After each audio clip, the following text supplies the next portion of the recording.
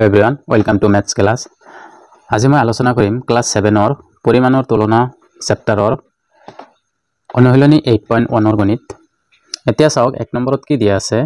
অনুপাতবোৰ উলিওৱা। কি কৈছে, এইখিনি গণিত দিয়া আছে যেখিনি কি অনুপাত উলিয়াব দিছে। এক নম্বৰত কি দিয়া আছে, 5 কিলোমিটাৰ আৰু 500 মিটাৰৰ অনুপাত ওলাব দিছে।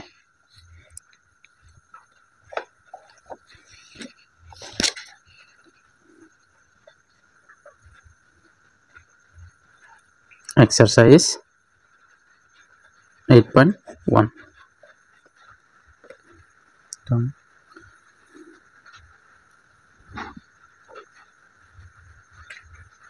অনুপাতবোৰ উলিওৱা। কি ওলাব দিছে, অনুপাত উলিয়াব দিছে। তো এক নম্বৰত কি দিয়া আছে, 5 কিলোমিটাৰ, মই ইংলিছত লিখিছোঁ 5 কিলোমিটাৰ আৰু 500 মিটাৰ, এই দুটাৰ কি অনুপাত উলিয়াব দিছে। তো প্ৰথমত আমাক কি চাব লাগে, এই এককখিনি চাব লাগে। এককখিনি ইয়াতে যেহেতু দি আছে কিলোমিটাৰ, ইয়াত দি আছে মিটাৰ, মই এইটোক কি কৰিম, কিলোমিটাৰলৈ এই মিটাৰলৈ কনভাৰ্ট কৰিম। 500 মিটাৰ আছে, এই 5 কিলোমিটাৰ আছে। তো আমি জানো কি 1 মিটাৰত, এই 1 কিলোমিটাৰত 1000 মিটাৰ হয়। ঠিক আছে, এইখিনি আমি সবে জানো। তো ইয়াৰ লগত কি কৰিম, 1000এৰে পূৰণ কৰি দিম, ইয়াতে কি হৈ যাব, মিটাৰ হৈ যাব। ঠিক আছে, আৰু ইয়াতে কি দি আছে, 500 মিটাৰ আছে। তো 500 মিটাৰে থাকিব দিছে। ঠিক আছে, এতিয়া চাওক 5000 হৈ যাব, 1000ৰ লগত পূৰণ কৰিলোঁ, মিটাৰ হৈ গ'ল। আমাক কি অনুপাতহে ওলাব দিছে। তো মই ইয়াতে অনুপাত ডাইৰেক্ট সহকাৰে লিখিছোঁ। ঠিক আছে, আৰু উঠাই দি কি লিখিলোঁ, অনুপাত লিখিলোঁ, হৈ গ'ল। এতিয়া চাওক, আমি অনুপাত ওলাবলৈ কি এনেকৈও লিখিব পাৰোঁ, যেনিবা a/b, এইটোক আমি কি লিখিম, a অনুপাত b বুলি লিখিব পাৰোঁ। ঠিক আছে, তো এইটোক আমি কি কৰিলোঁ, যদি এনেকৈ লিখিব পাৰোঁ, দেন কি এইটো 0 এইটো 0 এইটো 0 এইটো 0 কাটিব পাৰোঁ। আৰু 5 to 50 মাজত কিমান বাৰ যাব, 5 ইয়াতে একবাৰ যাব আৰু 5 ইয়াতে 10 বাৰ যাব। ঠিক আছে, তেনেহ'লে 10:1 হ'ব ইয়াৰ এনচাৰ। নহ'লে আমি এনেকৈও লিখিব পাৰোঁ যে 5000/500, এইটো 0 এইটো 0 এইটো 0 এইটো 0 কাটিলোঁ, এইটো ইয়াতে 10 বাৰ যাব। তো এইটো কেনেকৈ হ'ব, 10/1, তো এইটোত কি 10:1 এনেকৈও লিখিব পাৰোঁ। ঠিক আছে, তো 2 নম্বৰ, এতিয়া 2 নম্বৰটো কি দিয়া আছে, 2 নম্বৰটো চাওক।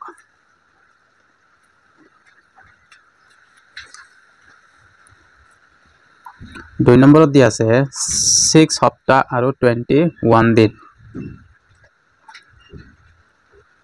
6 সপ্তাহ আৰু 21 দিন। ঠিক আছে, তো প্ৰথমত ইয়াতে দিন আছে, তো ইয়াতেও দিন বনাই ল'ম, নহ'লে ইয়াতে যদি দিন আছে এইটো সপ্তাহ বনাই ল'ম। ঠিক আছে, তো ইয়াতে সপ্তাহ আছে, এইটো দিন বনাই ল'ম। আমি কি জানো, এক সপ্তাহত 7 দিন। ঠিক আছে, তো 6 সপ্তাহ পূৰণ যেহেতু 7 দিন, তো 7, এতে কি হ'ব, দিন হৈ যাব। এইটো অনুপাত, আৰু ঠাইত মই কি অনুপাত লিখি দিম, 21 দিন হৈ গ'ল। এতিয়া চাওক 6 7 গুণ কিমান, 42 দিন, অনুপাত 21 দিন। এতিয়া এই একেই বস্তু 42/21, ইয়াতে এইটো কাটি যায়, কিমান বাৰ, 2 বাৰ, ইয়াতে একবাৰ থাকে, তেনেহ'লে কিমান থাকিব, 2:1 বা 2:1, এইটো হ'ব ইয়াৰ এনচাৰ। তাৰপিছত 3 নম্বৰ, 3 নম্বৰত কি দিয়া আছে, 30 দিন আৰু 210 ঘণ্টা। ঠিক আছে,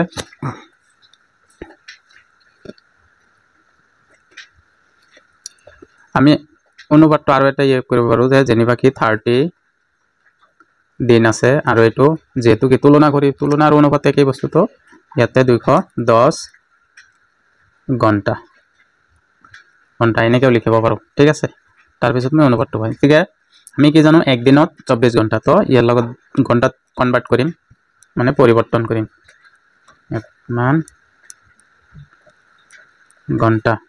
বাই 210 ঘণ্টা। এতিয়া চাওক 3 4 গুণ কিমান, 12 12 2 হাতৰ 1 মানে এইখিনি পূৰণ কৰিলে মই ডাইৰেক্ট ইয়াতে 3 4 গুণ 12 12 2 হাতৰ 1 3 2 গুণ 6 1 7 আৰু এটা শূন্য আছে শূন্য বহাই দিছো ঘণ্টা কেনসেল লিখিব নালাগে আৰু 210 হৈ গ'ল এতিয়া চাওক ইয়াতে এইটো শূন্য শূন্য কেনসেল থাকিল কিমান 21 ইয়াতে 72 এইটো ডাইৰেক্ট নাযায় তেনে 7 এৰে যায় দুটাকে 7 এৰে চাওক ইয়াতে কিমান বাৰ যায় 7 একবাৰ ইয়াতে নাযায় 7 এৰে নাযায় তেনেহলে ইয়াতে মই 2 এৰে যদি দিও 2 এৰে এটো নাযায় 3 এৰে যাব 3 এৰে ইয়াতে দুইবাৰ যাব 3 এৰে যায় 3 এৰে ইটো মাজত কিমান বাৰ যাব 3 2 গুণ 6 1 থাকিল 12 3 4 গুণ 12 24 ইয়াতে 3 7 এতেকে অনুপাতত আমি লিখিব পাৰো 24 অনুপাত 7 এটো হল এৰ आंसर তাৰপিছত 4 নম্বৰত দিয়া আছে 12 মিটাৰ আৰু 100 সেন্টিমিটাৰ 12 মিটাৰ আৰু 100 সেন্টিমিটাৰ তো একই বস্তু 12 মিটাৰ বাই 100 সেন্টিমিটাৰ ঠিক আছে তো আমি কি মিটাৰক প্ৰথমত সেন্টিমিটাৰলৈ কনভাৰ্ট কৰিম ঠিক আছে আমি জানো কি যে 100 সেন্টিমিটাৰত 1 মিটাৰ ঠিক আছে মই এটুকে ডাইৰেক্ট মিটাৰত কনভাৰ্ট কৰিলাম যেটো এটো মিটাৰ আছে মিটাৰ লিখিলো ইয়াতে 100 সেন্টিমিটাৰ তো কি কৰিম 1 মিটাৰ লিখিম ঠিক আছে মিটাৰ কেনসেল থাকিল কিমান 12 বা অনুপাত 1 এতিয়া চাওক 3 নম্বৰত কি দিয়া আছে তিনিটা জ্যামিতিৰ বাকচৰ দাম 33 টকা 286 টকাত কিমানটা জ্যামিতিৰ বাকচ পোৱা যাব তাৰমানে আমাৰ গণিতত দিয়া আছে কি তিনিটা জ্যামিতিৰ বাকচৰ দাম দিয়া আছে ঠিক আছে তিনিটা জ্যামিতিৰ বাকচৰ দাম দিয়া আছে 33 টকা বুলি আমি এতে কি কৰিম 286 টকাত কিমানটা জ্যামিতিৰ বাকচ পাম এইখিনিহে ওলাব লাগে এতিয়া চাওক সলিউশন মই লিখিছো ইয়াতে 33 টকাত জ্যামিতিৰ বাকচ পাও তিনিটা ঠিক আছে তেনেকে লিখিম যে 33 টকাত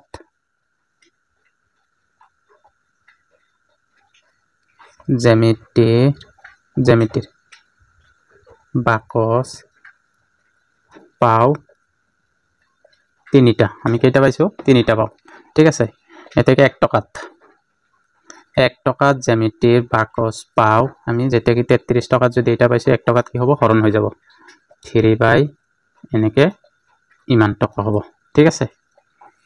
তাৰ পিছত আমাক উলিয়াব দিছে 286 টকাত এতেকে 286 টকাত কিমানটা জ্যামিতিৰ বাকচ পাম এটো টকা নহয় টা ঠিক আছে এতেকে আমাক কি উলাব দিছে 286 টকাত কিমানটা জ্যামিতিৰ বাকচ পাম তো 1 টকা যেহেতু 286 টকা হলে কি হ'ব পূৰণ হৈ যাব এতিয়া পূৰণ 286 টা ঠিক আছে তো এইখিনি ক্যালকুলেশন কৰক 3 33 এৰ মাজত কিমান বাৰ যাব 11 বাৰ যাব 11 ইয়াতে কিমান বাৰ যায় এইখিনি ইয়াতে হৰণ কৰি মই দেখাই আছো 86286 11 ঠিক আছে 11 28 এৰ মাজত কিমান বাৰ যাব 2 বাৰ যাব 22 থাকিল কিমান 6 নামি আহিল এইটো 6 6 গুণ কিমান 6 11 কিমান 66 কিমান হল आंसर 26 টা ঠিক আছে এতেকে আমি কি এতেকে 286 টকাত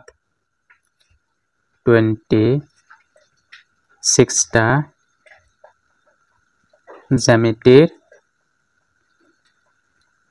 বাকচ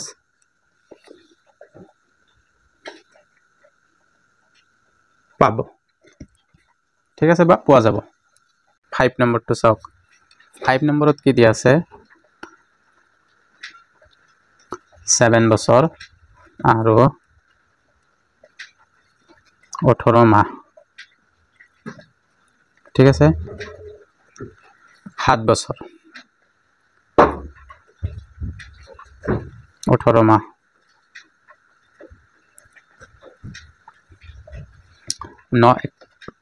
বছৰক নহলে মাহত কনভাৰ্ট কৰিম আৰু মাহক নহলে বছৰত কনভাৰ্ট কৰিম ঠিক আছে মই কি কৰিম এই বছৰটোক মাহত কনভাৰ্ট কৰিম 7 বছৰ আমি কি জানো 1 বছৰত 12 মাহ তো 12 ৰে পূৰণ দিম ঠিক আছে তে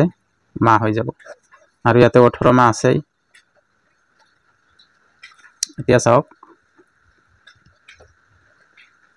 7 বাৰং কিমান 84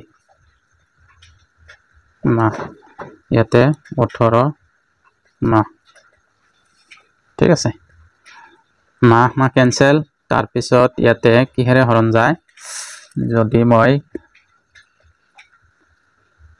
9 ৰে 4 ৰে কিমান বাৰ যাব 4 ৰে ইয়াতে না যায় 6 ৰে যায় ইয়াতে 6 ৰে ইয়াতেও যায় ঠিক আছে 6 ৰে ইয়াতে কিমান বাৰ যাব প্ৰথমত যাব একবাৰ 2 থাকিল 4 6 গুণ 24 ঠিক আছে আৰু 6 ৰে ইয়াতে 3 বাৰ যাব তো এইটো অনুপাতটো কি হ'ব 16:3 এতিয়া চাওক 2 নম্বৰখিনি 2 নম্বৰত কি দিয়া আছে তলৰ অনুপাতবোৰ সমতুল্য হয় নে নহয় বিচাৰ কৰা কি কৈছে এইখিনি বস্তু কি এইটো আৰু এইটো সমান হয় নেকি ইয়াতে পৰীক্ষা কৰিব দিছে যদি মই এইটোৰ আৰু এইটো যদি সমান বুলি ক'ব পাৰি তেনেহলে এইটো কি হ'ব সমতুল্য হ'ব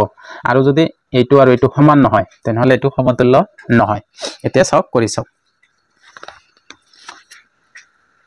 2 নম্বৰ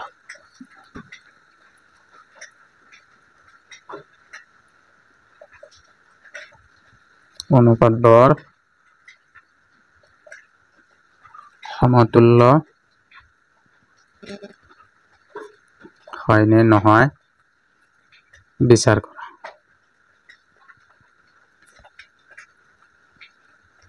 ঠিক আছে এতিয়া চাওক 1 নম্বৰত কি দিয়া আছে 4:5 আৰু 2:3 মানে 4:5 আৰু 2:3 এতিয়া চাওক 4:5 ক আমি এনেকৈ লিখিব পাৰো যেনিবা কি a/b আছে তো এইটো a/b লিখিব পাৰো ঠিক আছে তো প্ৰথমত মই কি লিখিম 4/5 লিখিম আৰু এইটো কি লিখিম আমি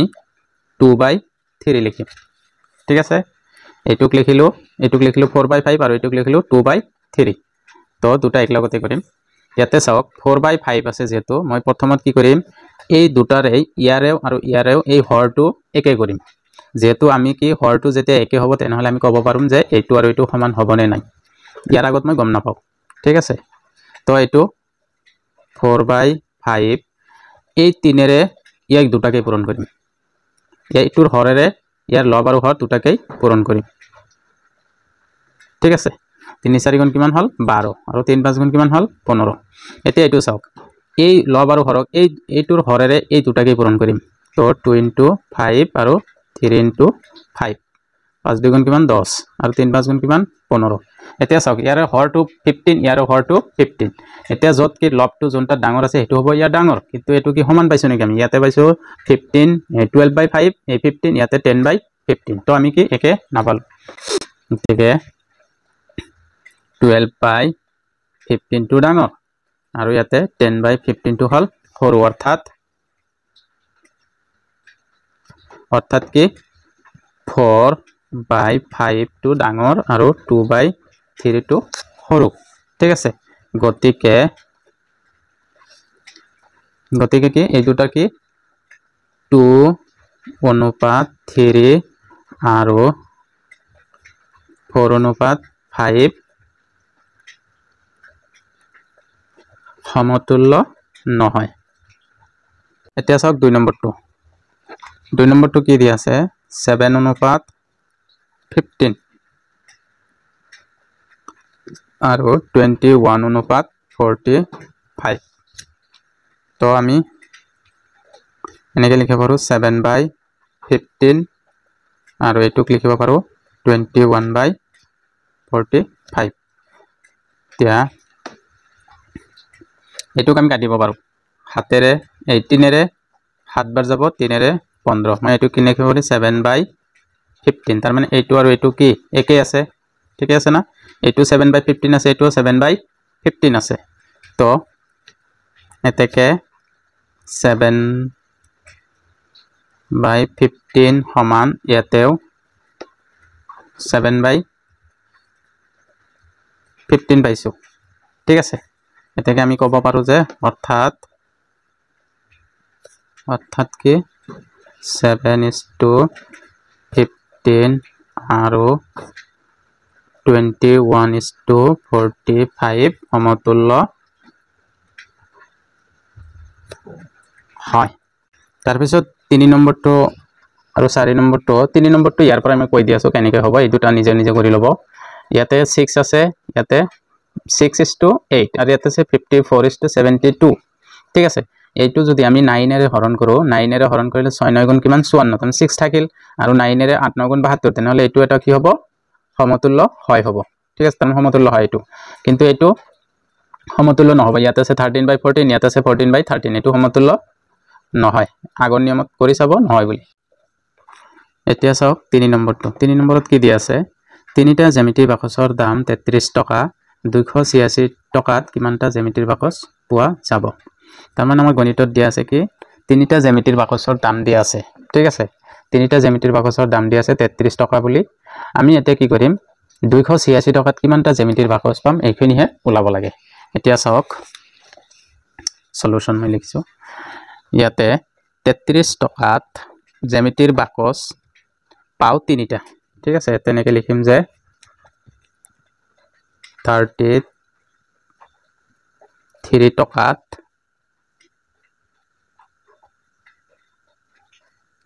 জ্যামিতিৰ বাকচ পাও তিনিটা আমি কেইটা পাইছো তিনিটা পাও ঠিক আছে এতেকে 1 টকাত জ্যামিতিৰ বাকচ পাও আমি যেতে কি 33 টকাত যদি এটা পাইছো 1 টকাত কি হ'ব হৰণ হৈ যাব 3 এনেকে ইমান টকা হ'ব ঠিক আছে তাৰ পিছত আমাক উলিয়াব দিছে 286 টকাত এতেকে 286 টকাত কিমানটা জ্যামিতিৰ বাকচ পাম এটো টকা নহয় টা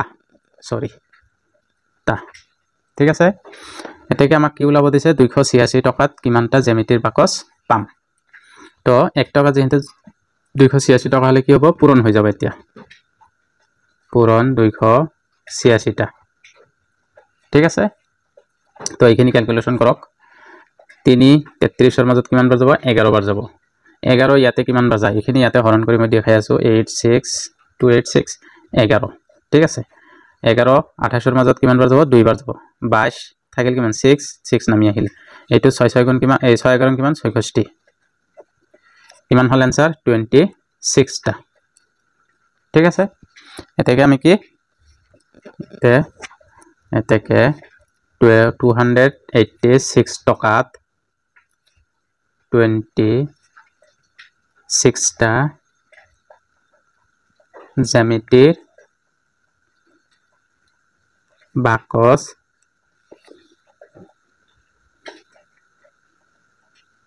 পাব এতিয়া চাওক 4 নম্বৰত কি দিয়া আছে কল্পনা 160 টকাত 10টা বল কিনিলে আৰু জয়মতীয়ে 128 টকাত 8টা বল কিনিলে দুয়োগৰাকীয়ে একে দামত কিনিব পাৰিলেনে আমাক কি কৈছে কল্পনাই কিনিলে 160 টকাত 10টা বল আৰু জয়মতীয়ে কিনিলে 128 টকাত 8টা বল তাৰ মানে ইয়াতে আমি কি কৰিম এটা বলৰ দাম ওলাম যদি দুয়োজনৰে পক্ষত কি হয় বলৰ দাম যদি একে হয় ইয়াতে কি কৰিম প্ৰথমত কি এই ইয়াৰ পৰা কি এটা বলৰ দাম ওলাম আৰু ইয়াৰ পৰাও এটা বলৰ দাম ওলাম যদি কি এটা বলৰ দাম ইয়াতে যদি যিমান হৈছে ইয়াতেও যদি একেই হয় তেনেহলে আমি ক'ব পাৰিম যে দুয়োগৰাকীয়ে একে দামত কিনিব পাৰিলে ঠিক আছে এতিয়া চাওক 4 নম্বৰ প্ৰথমত কি লিখিম কল্পনাই 10টা বল কিনিলে 160 টকাত লিখিম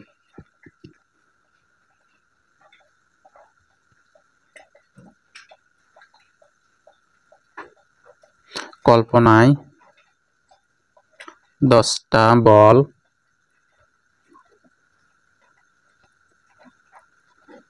কিনিলে 160 টকাত ঠিক আছে এতেকে এটা বলৰ দাম এটা বল কিনিলে কিমান টকাত এতেকে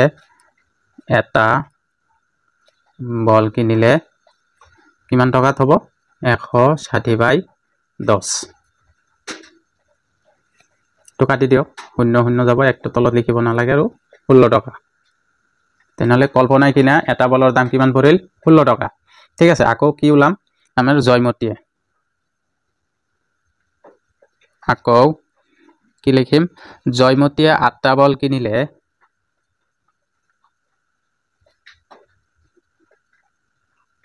জয়মতীয়ে 8টা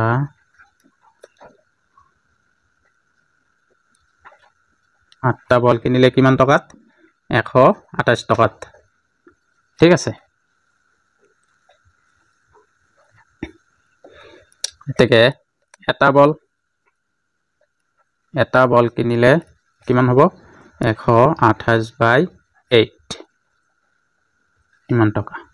এতিয়া এইখিনি হৰণ দিয়ক 8 12 মাজত কিমান বাৰ যাব একবাৰ যাব থাকিল কিমান 4 4 48 6 গুণ কিমান 48 ইমান টকা এতিয়া চাওক কল্পনাই আৰু জয়মতীয়ে কিনা বলৰ মূল্য এটা বলৰ মূল্য ইয়াতেও কি কল্পনাই এটা বল কিনিছে 16 টকাত আৰু জয়মতীয়েও এটা বল কিনিছে 16 টকাত এতেকে আমি ক'ব পাৰো যে দুয়োগৰাকীয়ে একে দামত কিনিব পাৰিলে এতেকে আমি ক'ব পাৰো যে দুয়োগৰাকীয়ে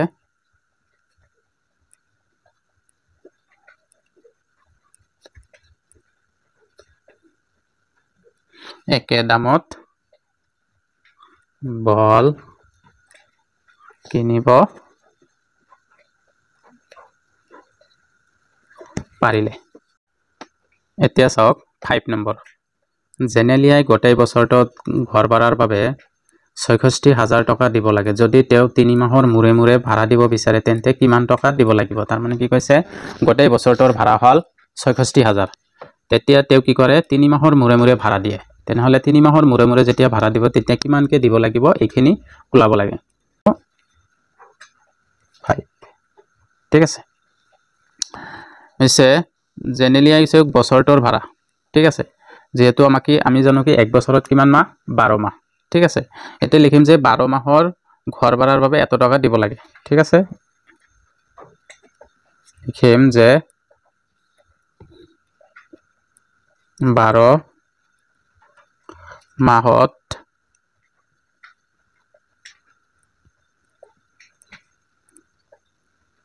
ঘর ভাড়া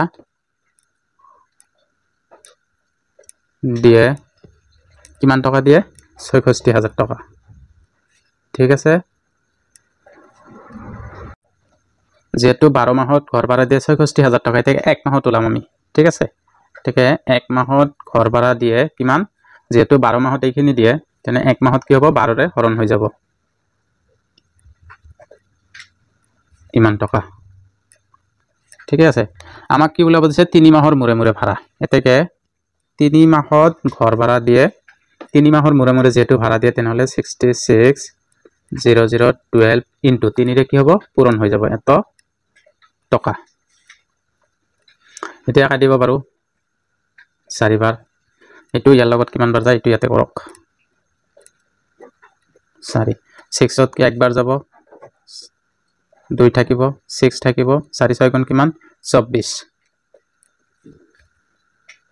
থাকিল কিমান 2 শূন্য এটা নামি আহিব 4 5 গুণ 20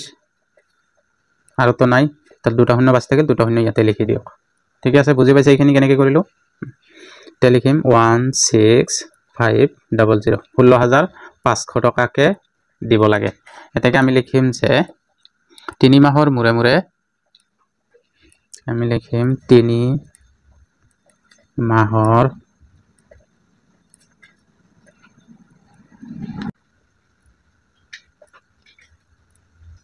ভাড়া দিব